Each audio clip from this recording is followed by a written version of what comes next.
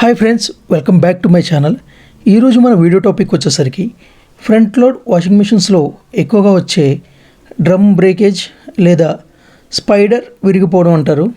ఈ ప్రాబ్లం ఎందు గురించి వస్తుంది, ఇది రాకుండా ఏ విధంగా ముందు జాగ్రత్తలు తీసుకోవాలన్నది ఈ వీడియోలో మీకు క్లియర్గా అయితే చెప్పబోతున్నాను. ఫ్రెండ్స్, వీడియో మొత్తం చూడడానికి అయితే ట్రై చేయండి. ఒకవేళ వీడియో మీకు నచ్చినట్టయితే ఖచ్చితంగా లైక్ చేయండి.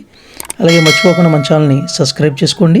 ఇక మనం లేట్ చేయకుండా వీడియోలోకి అయితే వెళ్ళిపోదాం.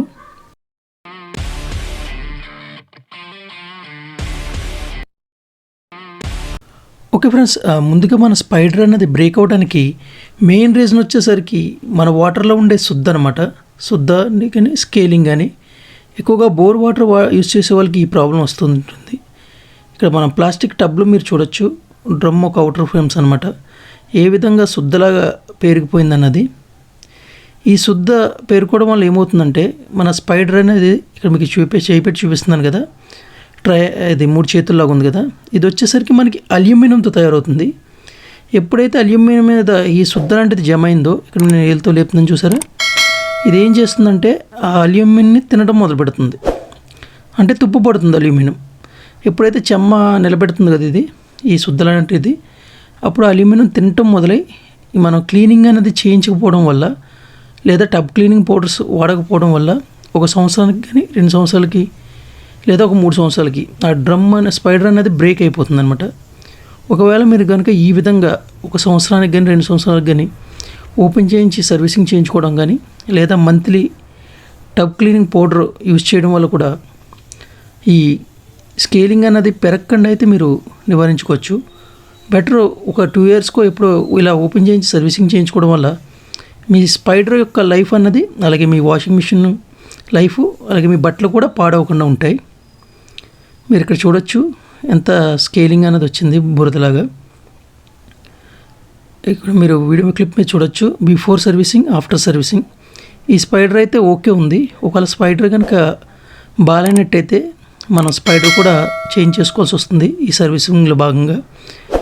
ఇలా చేయించుకోవడం వల్ల మన డ్రమ్ కూడా పాడవకుండా ఉంటుందన్నమాట.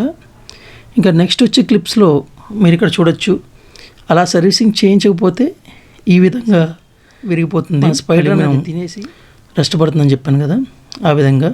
ఒకవేళ ఈ సిచ్యువేషన్ కనుక వస్తే మీకు బాగా ఎక్కువ ఖర్చు అనేది అవుతుంది. ఆ సర్వీసింగ్ మీకు మా అయితే 2000, 2500 వరకు తీసుకుంటారు. ఒకవేళ ఈ సిచ్యువేషన్ వస్తే మీకు స్పైడర్కే చాలా అమౌంట్ అవుతుంది. ఒక స్పైడర్ ఒకటే పోతే పర్లేదు. ఈ వాషింగ్ మిషన్లో జరిగింది ఏంటంటే స్పైడర్తో పాటు అడిషనల్గా దీని డ్రమ్ ఉంటుంది కదా, డ్రమ్ యొక్క ఫ్రేమ్ను కూడా ఈ స్పైడర్ ఇరిగిపోవడం వల్ల రాసేసింది అనమాట. ఈ పై క్యాప్ కూడా వీళ్ళు చేంజ్ చేసుకోవాల్సి వచ్చింది.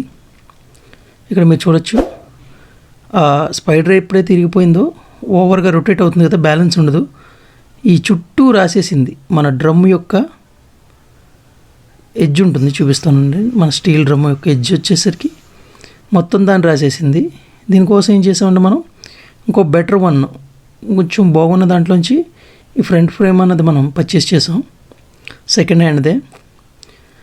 ఇలా కూడా అయినట్టయితే మనకి బాగా ఎక్కువ ఖర్చు అవుతుందన్నమాట.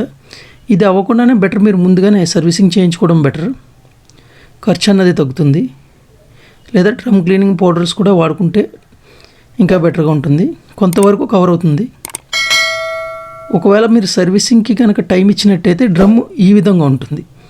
మీకు మనం ఆన్ సైట్లో మనం సర్వీసింగ్ చేసాం కదా, దీనికి తేడా ఏంటంటే ఇది కెమికల్లో మనం ఒక 2 days నానబెట్టి దీన్ని సాఫ్ట్ చేసాం అనమాట నీట్గా.